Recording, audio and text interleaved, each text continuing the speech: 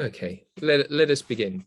First of all, welcome. This is a great opportunity to have a discussion about hybrid and digital learning under the aegis of the University of London Institute in Paris and the University of London here in the United Kingdom's capital city in London. So thank you so much for joining us. For those of you here a few moments ago, forgive me the repetition, but my name's Dr. J. Simon Rofe. I am the Deputy Director of the Centre for Online and Distance Education, and it's my pleasure to host this discussion this afternoon. I should remind everyone that the session is being recorded, so we can share and recap and reflect on the discussions that we're having today. Looking forward to that, and also to offer an apology on my behalf for not being Linda Amaran Cooper, who is the director of the Centre for Online and Distance Education, who was hoping to be here but is unavailable. So you have me in her stead. So we have a series of wonderful talks from great colleagues this afternoon. I'm going to take the opportunity to introduce them in turn, and then we'll get ourselves started. So we have Shoshi, forgive me, Shoshi Ish-Horowicz. I hope I've done justice to your name, who's the head of innovation and learning at Queen Mary, University of London, who's worked across many different sectors in higher education, and particularly focused on her background as a teacher and learning technologist, where we can see the importance of inclusion and learning design in her practice. We're also blessed by being joined by Niilante Tan, who is the Assistant Dean and Head of Academic Development at Singapore Institute of Management. She's a recognised teaching centre of one of the University of London and partners with other universities globally. So an opportunity to bring to bear many different perspectives. Niilante works with faculty and programme leaders and partners to work through pedagogical innovations and champion evidence-based performances. And we're really interested to hear from her perspective. We're also joined by Simon and Niilante, who work at the School of Advanced Studies, and we, on Simon's behalf, a learning technologist, particularly working in ways to apply educational technologies to the humanities, having worked previously at Coventry and at Oxford Brookes. And Niilante, also a learning technologist across a number of different sectors, healthcare, aid and professional development, who's worked with EdTech to define and create solutions to those content, system and process problems that we sometimes face. He very much favours, as I might, a data-driven approach to decision-making and an ability to be agile and deliver. What we've got here, in short, is four fascinating individuals who can share their insights, but we're also very keen to hear from you, the audience. So please do be prepared to engage with anything that provokes or might need further clarification from our presenters, and enable us to have a rich and fulsome discussion. The Q&A function is working, so please feel free to engage in that. And as chair, I will seek to work through those questions as we move forward. So without any further to-do, I'd like to hand over to Shoshi first of all. Shoshi.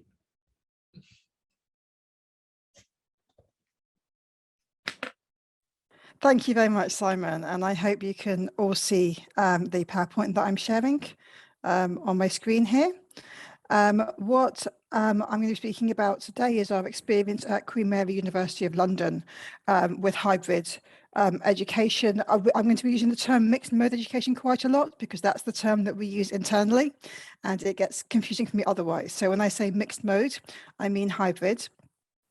I'm going to be talking through, first of all, kind of the strategic direction and the university itself, why this is important to us and the approach that we followed, before I move on to the practitioner experience, contrasting that a bit with the student experience and talking about our next steps. Some of these things that I mentioned, I know have been picked up in future, in the next presentations that we're going to be having this today as well. So I'm quite fortunate to go first in that regard, but we'll be able to compare and see the commonalities and the differences between different settings. So first of all, to say a bit about Queen Mary, we're a Russell Group University, a research intensive university. We're very large and we have a huge diversity of the programs that we teach across 3 different faculties, including medicine and dentistry.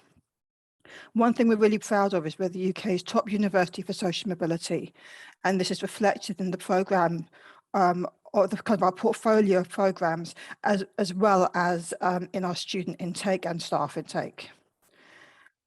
It's also reflected in our educational approach and our strategy. So our 2030 strategy is to be the most inclusive university of its kind anywhere. And this really feeds in with the educational approach to what we were trying to do with mixed mode education, because this covers a lot of the education that we do, whether it's large taught sessions, smaller taught sessions, and really a lot of the interactions that our educators have with our learners, and certainly did over the last year, slightly more as well. I'm guessing you all know what hybrid is because you're here. It is this simultaneous experience where there are, we call it MME because it's mixed mode. The educator is teaching learners who are in front of them in the room, as you can see in that middle picture, but also as students who are joining remotely, and are doing this simultaneously, which means that there's a lot of communication going on. There's the communication from the educator to two different groups of students. Also, ideally, there will be interactions between the student groups themselves. And as you can see in the photos at the bottom, we have lots of different setups for how we tried to achieve this at Queen Mary.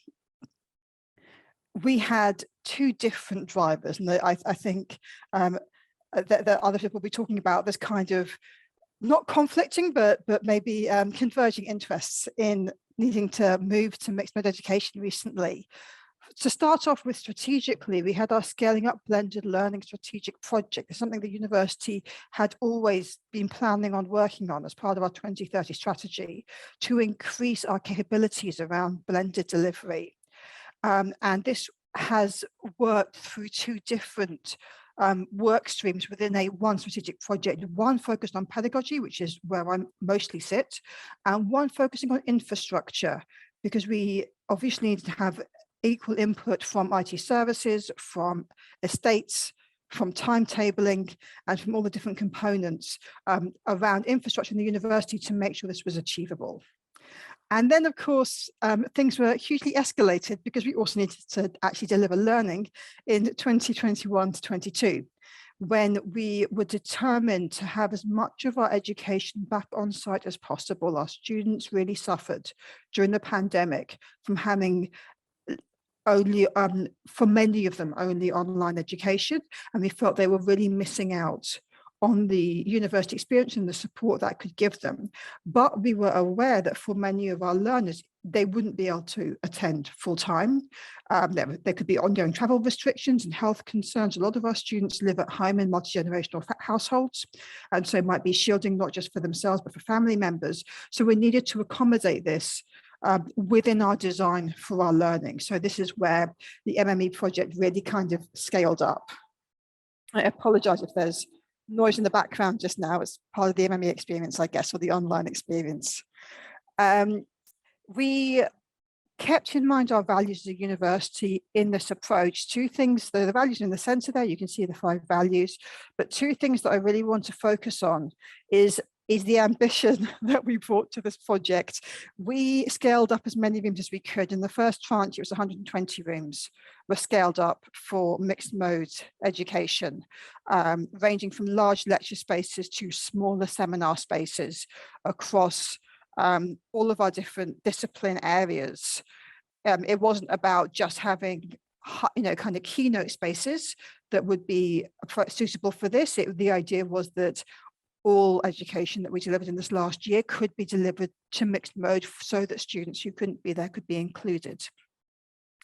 And then we also, I want to mention again, the inclusive approach that we had. The training that we provided was really focused on keeping learners engaged regardless of their location, so that we would include off-site learners as much as on-site learners, despite the general move of the university back onto campus.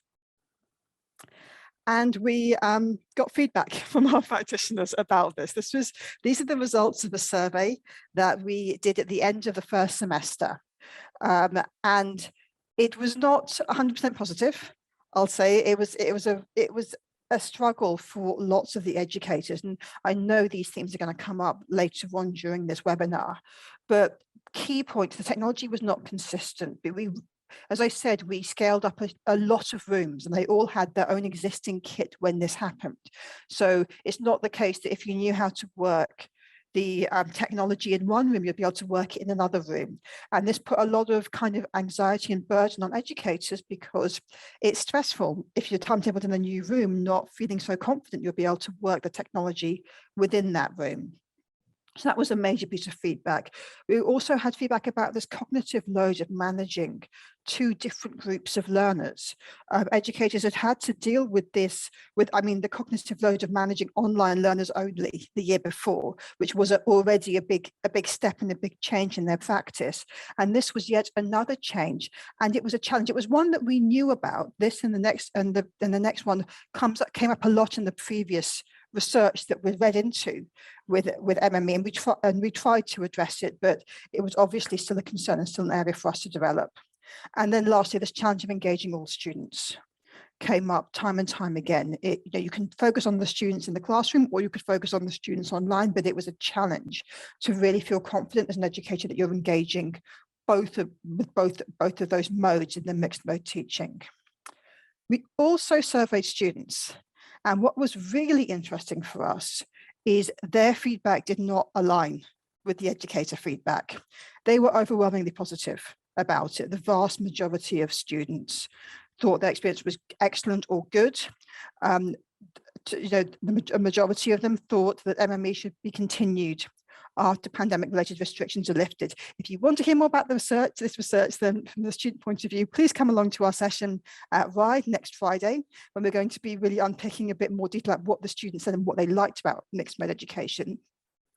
But it was a learning point for us, and it is informing our training going forward, that different stakeholders have got different perspectives on this.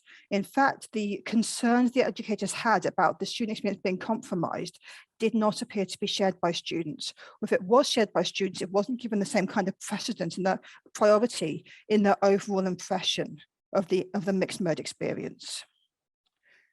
Where we're going from here? Well, we're continually improving our IT kit and systems, trying to simplify things so that we can relieve that anxiety and burden on staff. We're prioritizing embedding pedagogy as the primary work stream. I said before, we have two work streams, one for infrastructure, one for pedagogy, and we're really trying to push the pedagogy. So decisions made about infrastructure will be kind of assessed and validated for pedagogical work before they're implemented, to make sure that we keep our focus there. And this leads into a case-by-case discussion about the balance between technology and pedagogy focus for any training or communications that we have going forward. And we will continue our focus on inclusion and diversity. We want to continue to evaluate how mixed mode education can best support this in line with our strategic aims as a university. I have a list of people to thank. I mean, this is just kind of a token of the key names in the projects. There were so many people who were involved. It was in this very large project around scaling up blended learning. But that, I think, is my time, and it would be great to hear any questions that come up. I'm going to stop sharing my slides. Thank you so much, Shoshi. That was fascinating and really good to get an experience of that you've undertaken and recognition of the scale of the operation to even review that kind of progress and challenge across an institution like Queen Mary. Thank you very much. Please do pose any questions for Shoshi. I will collect them all together and we'll run through them all at the end, as I suggest, as Shoshi did, that there may be some useful overlap with perspectives from other contributors. So without further ado, I'm going to turn over to Maylin. Good to see you. Over to you. Hello, Simon. Thank you. And thank you everyone for attending this webinar. I'm going to share my screen now.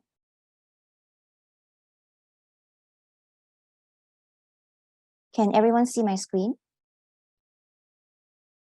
Okay, so the topic I'm going to share today is actually very much similar to what Shoshi. So I will be sharing based on the faculty in SIM and using their reflection, what are the emerging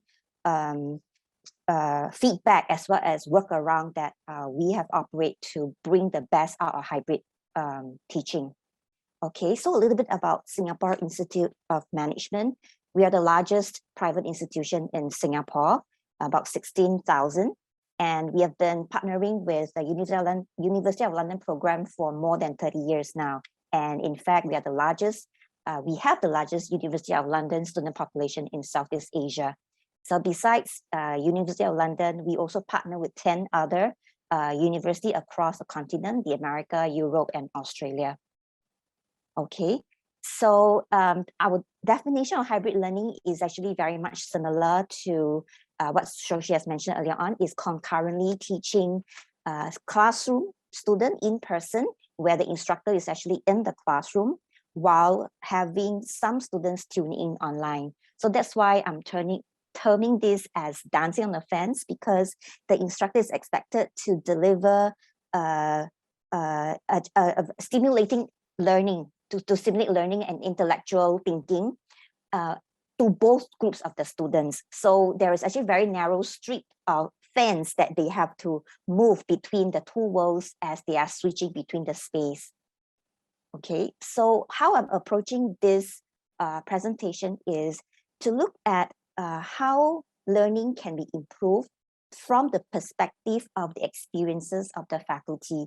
Because when they deliver the hybrid teaching, three things actually stood out in their feedback as well as the reflection.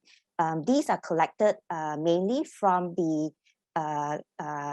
anecdotal feedback, as well as the workshop that we conducted with the faculty to help them be more familiar with the different challenges that they face with hybrid teaching. So the three items that was that came out really strong was the way the classroom is designed will affect the learning quality, the access to the teaching material to the instructor, as well as to each other, the learners in the classroom. Whether this access is impeded by technology, infrastructure, or by the skills of the instructor, it will also affect the learning engagement, and as well as the instructional approach of the faculty. So if the faculty has a certain preferred teaching approach, that will also have an impact on how well the hybrid teaching is delivered.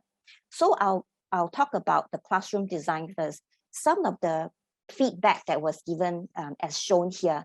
So it's in terms of toggling between presentation slides and a visualizer, and then the faculty will have difficulty switching to the different spaces in attempting to engage the students.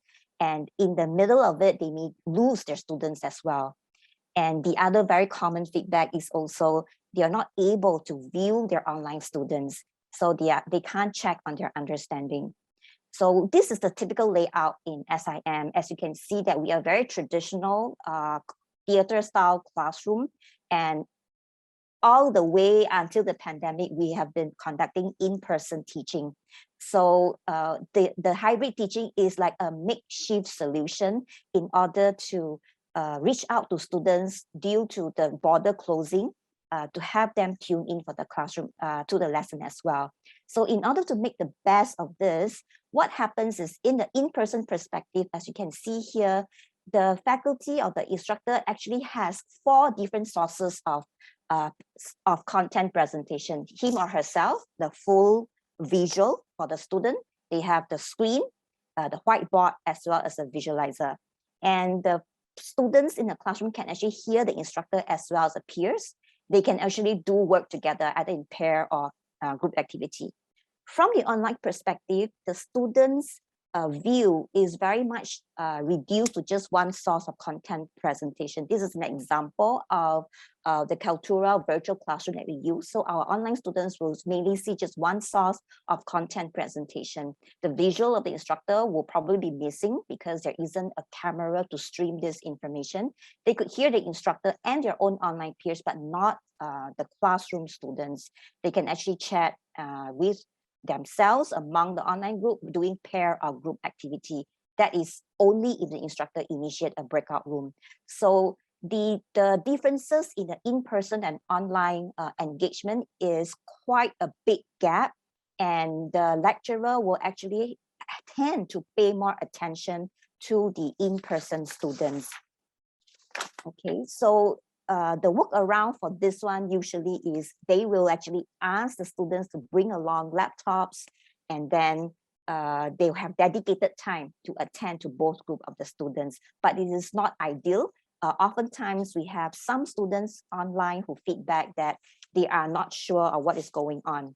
Yep, so not ideal, but for the best of it is having roving microphone as well as having laptops for the in-person students.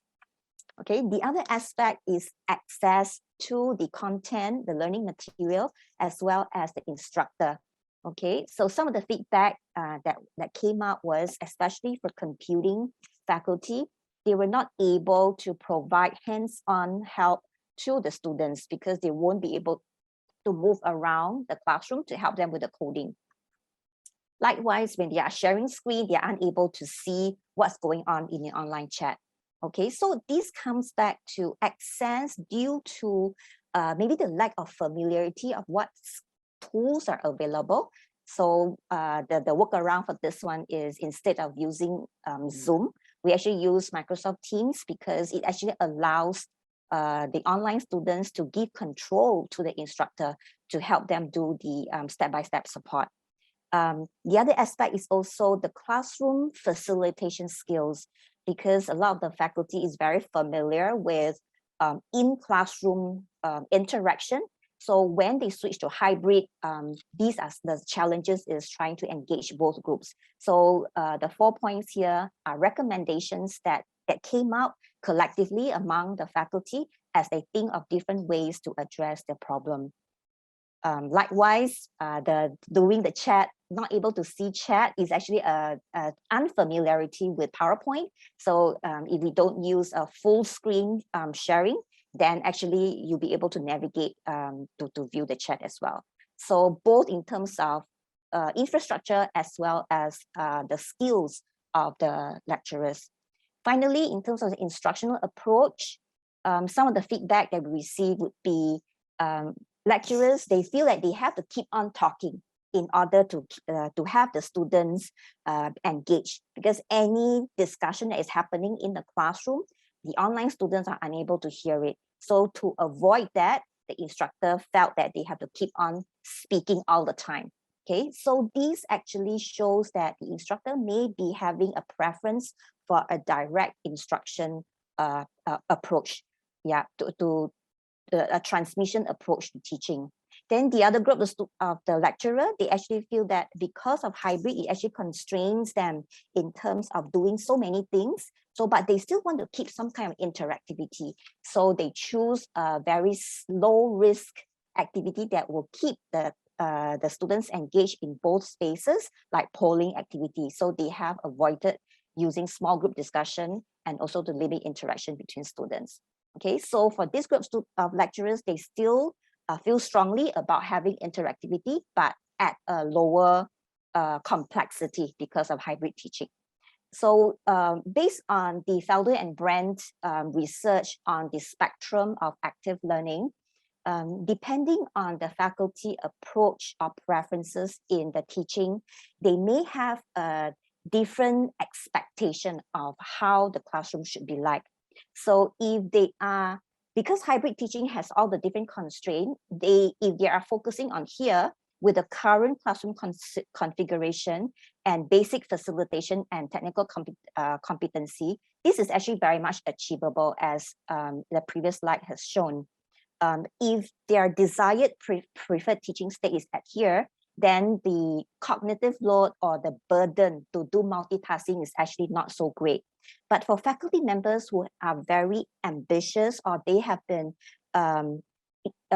making use of interactive activity, then the desired state is at this continuum here, where there's a lot of time commitment and complexity to ensure interactive engagement with students. So because of this, there's actually increasing demand for multitasking and higher expertise in using the various tech tools to compensate for the lack of a visual or audio.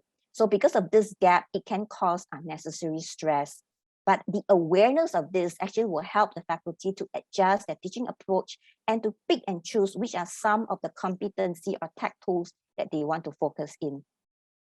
Okay, so some of the workarounds that emerge from this discussion among the faculty is always to manage the student expectations. So to explain how, when, and what you will do before you actually do them in the classroom. So students will always have this expectation of what's going on next, and really to be intentional for every lesson segment, whether you are shifting from a direct instruction mode to individual reflection or a more collaborative kind of activity. And to have a habit to check often with online students on visuals and sound, and to repeat information shared by classroom students to the online students due to the absence of the microphone for the classroom students. And then to have dedicated time for each group of the students, as well as to elect student representative for each group. So these are some of the workarounds that we have found to work best for the hybrid teaching experience. Although we are investing a classroom of the future, we are investing on building mainly this space design to ensure there's a seamless integration for one of the classroom, because all our classrooms have all these facilities. Okay, camera, screen sharing, microphone and chat, but mainly the lecturers will be the one who have access. So there is a gap. Any participation by the students in the classroom will not be able to be picked up by the online students. So the hybrid classroom is planned to be built in January 2023 to allow for more seamless integration. So things like the motion sensing camera, multiple large screens, as well as the conference audio ecosystem, and dedicated screen for chats. So despite some of the positive benefit from hybrid teaching, given that we have students from the overseas to able to also tune in for our lessons, we don't actually see hybrid teaching as a long-term solution. First of all, because the investment to build such a hybrid classroom is really high. And in fact, SIM is moving towards more of a blended approach to allow for in-person classroom and combined with asynchronous teaching. So the hybrid classroom will continue to stay as an experimentation stage to tinker with different technology tools and innovation. Yep, so that is mainly the approach for SIM. So I've come to the end of my presentation. Thank you very much. Thank you, Maylin. Wonderful to hear of your approach there, and to certainly see how the different modes and different circumstances in which you operate have shaped your experience, and that for your students. So wonderful. If we may now turn to Simon and Niilante, who are doing a double team act. So that's right. Pass the baton to Niilante first of all, if I may. Sure. Simon, are you able to get in? Simon's going to be doing our slideshow. So fantastic, thanks. Gladly, just into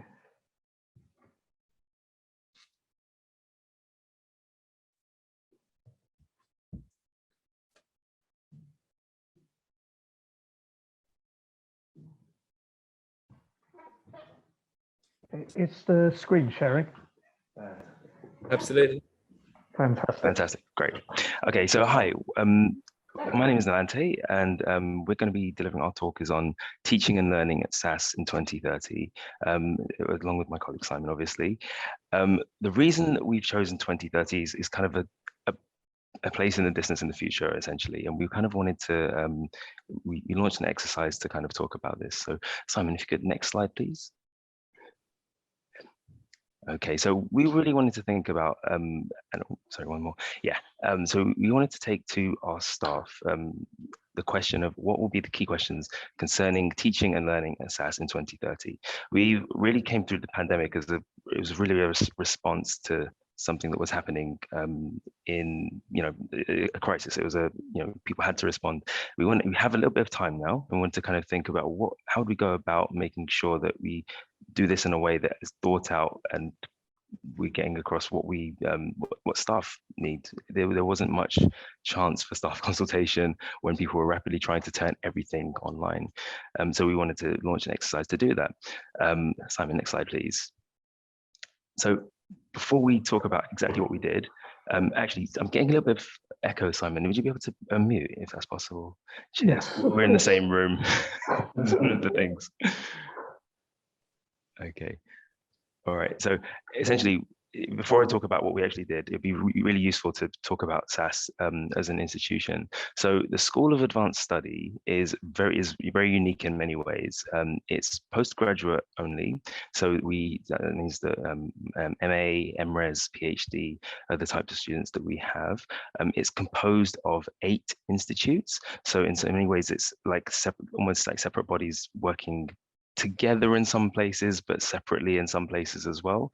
And we also have a large proportion of research students. So there's not as many taught degrees. And in fact, the number of the student body is very small as well. I note that from the Queen Mary presentation, that actually Queen Mary offers more programs than SAS has students. So we have 220 students. But as a result, there's some very different approaches to teaching from a lot of other institutions. So we think it's quite an interesting one to share.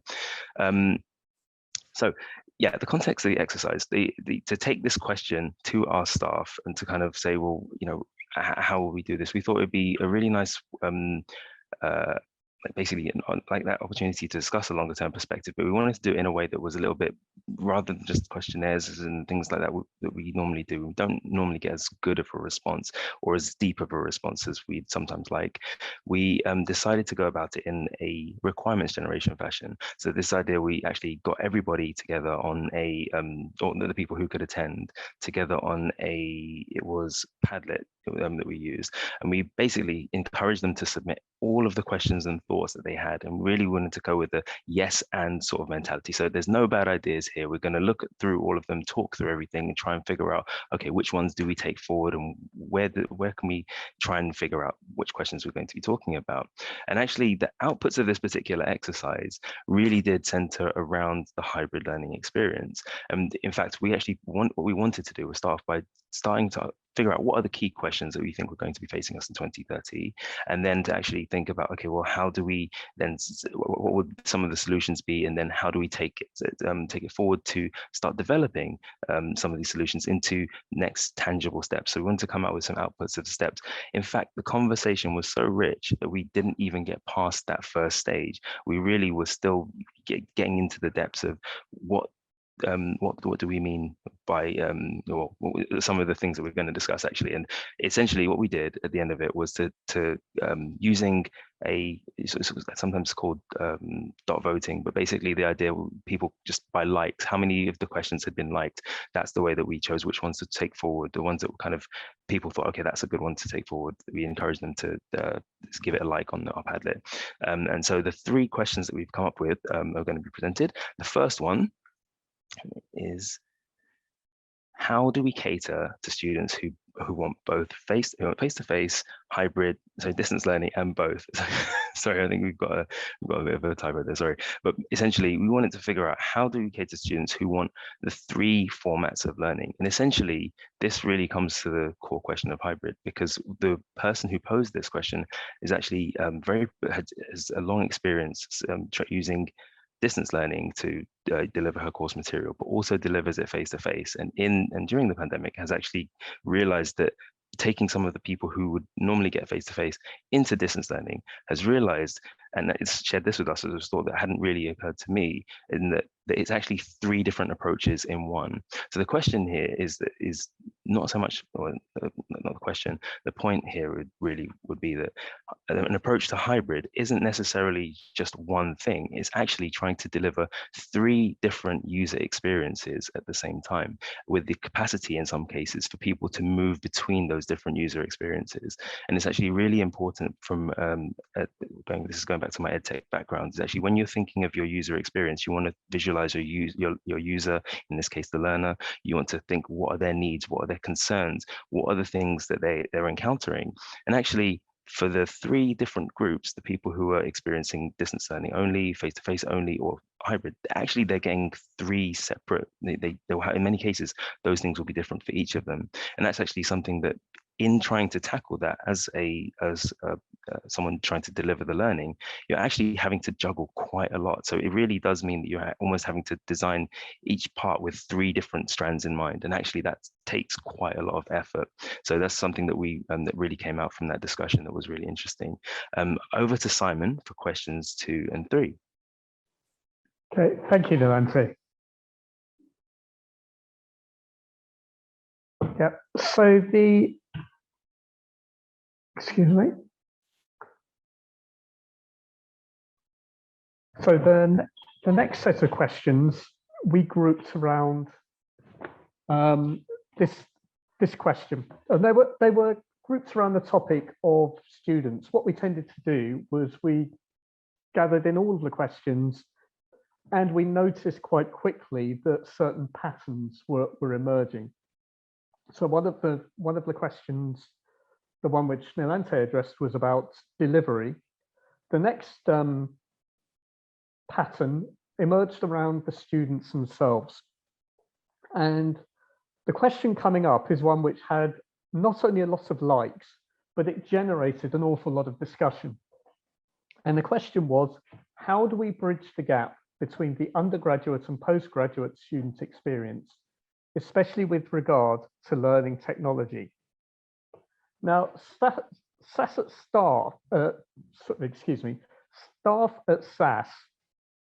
a lot of them had the belief that students had become as undergraduates, had become quite accustomed to a very technologically rich learning experience.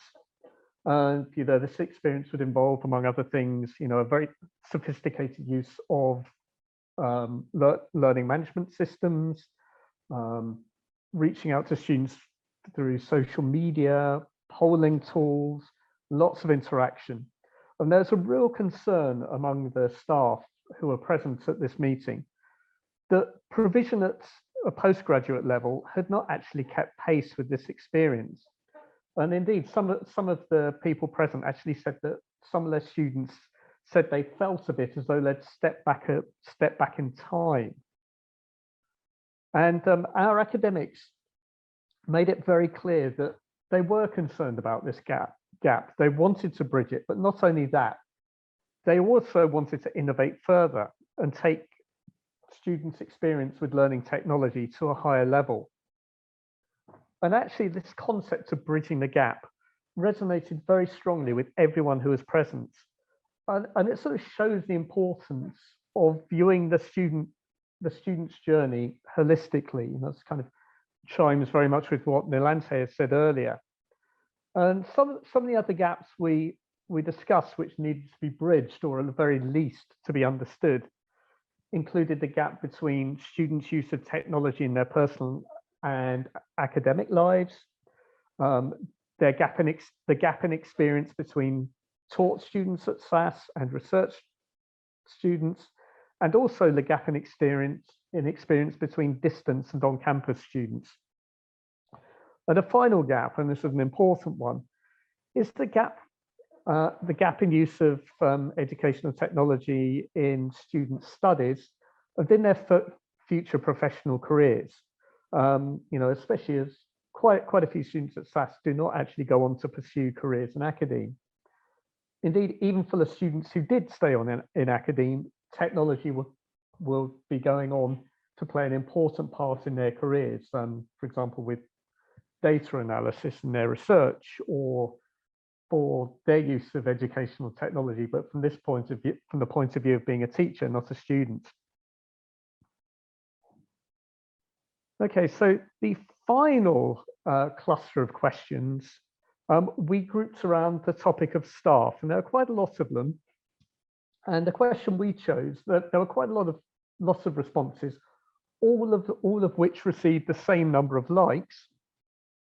So we chose this question on the basis of it encapsulating a lot of the other questions, a lot of the discussions which were coming up. And this question was, what upskilling will teachers need as technology diversifies and new tools become available? Staff, it was very clear from this that staff really recognized the need to develop these new skills, to develop their skills on an ongoing basis. And this was very much a result of two factors. One of them was the sheer speed of technological change, and the other one was due to the rise in, or not rise, but due to changing student expectations. And there was an element of concern about whether staff would actually be able to keep up with this pace of change and meet these expectations. And one of the main reasons for this concern was because of staff need to balance so many different responsibilities, their home responsibilities, but especially their responsibilities as researchers as well. And you know, staff, as I mentioned earlier, staff are express themselves to be very willing to try these new approaches, these new tools, but they made it very clear that they needed adequate support for this.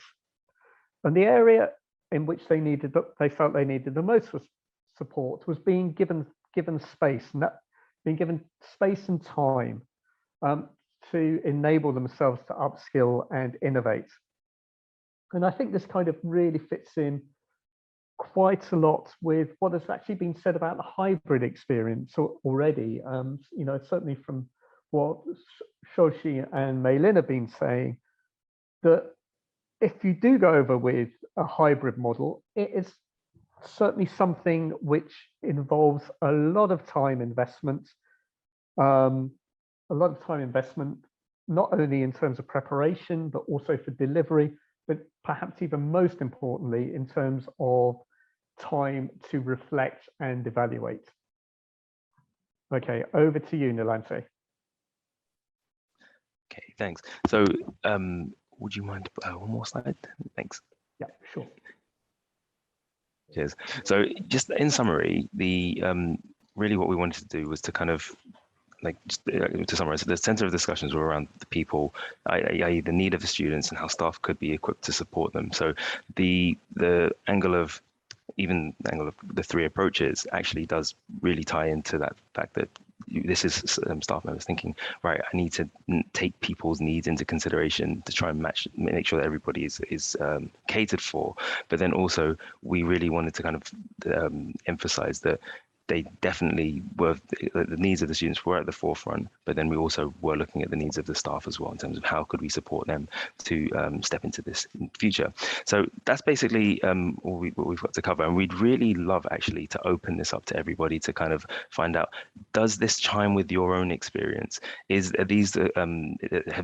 this, did the penny drop about these three approaches for you? Do you even agree with that concept? And actually we find that this type of discussion is a really good one to have, and it really ties into the last point for Simon, actually, that reflection and that discussion. These are really important parts, not just to kind of reflect on individually, but actually kind of share those reflections, to discuss them with other like-minded people, other people in the same sector, and to really try and work this all out together, because it doesn't sound as though anybody's got it fully cracked yet. So sharing of any experience we'd love to take it forward back to our own staff to help them figure out where SAS will be in 2030. Thank you very much for listening. Thank you very much, Niilante and Simon. Forgive any confusion of too many Simons in the room. Simon was presenting there and this Simon is chairing. But yeah, thank you so much. Thank you to all of our presenters this afternoon. It's been fascinating to hear the different insights and experiences